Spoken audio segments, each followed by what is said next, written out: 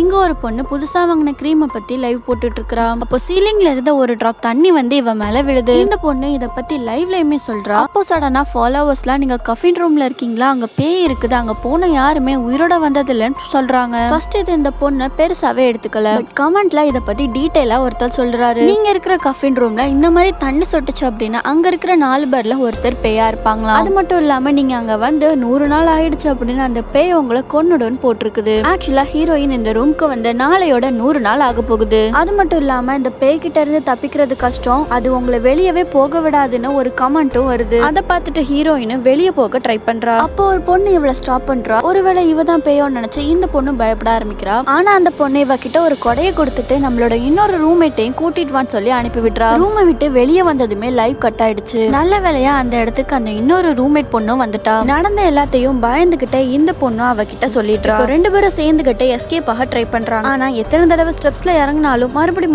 3வது ஃப்ளோர்ல தான் வந்து நிக்கிறாங்க. என்ன பண்றதுன்னு தெரியாம மறுபடியும் ரூமுக்கே போயிடுறாங்க. அப்போ சடனா லைவுமே ஸ்டார்ட் ஆகிட்டு அந்த பேய் கொடுக்குற எதையுமே சாப்பிடாதீங்கன்னு சொல்லி கமெண்ட் வருது. ஆல்ரெடி ரூம்ல இருந்த ஒரு பொண்ணு டீ போட்டுட்டு வந்து இவங்களுக்கு கொடுக்குறா. இவங்களும் அதை வாங்கி குடிக்கிற மாதிரி போயிட்டு பயந்து கீழே போட்டுடுறாங்க. இவளும் பக்கத்துல இருந்த ஃப்ரெண்டோட பெட்டுக்குள்ள போய் ஒளிஞ்சுக்கிறா. பார்த்தா இந்த பேய் இந்த ஃப்ரெண்டு பொண்ணு ஆல்ரெடி காலி பண்ணிட்டு பயந்துகிட்டே இந்த பொண்ணு வெளியே எட்டி பாக்குறா. சடனா ஒரு கை வந்து இந்த ஸ்கிரீனையும் திறக்குது.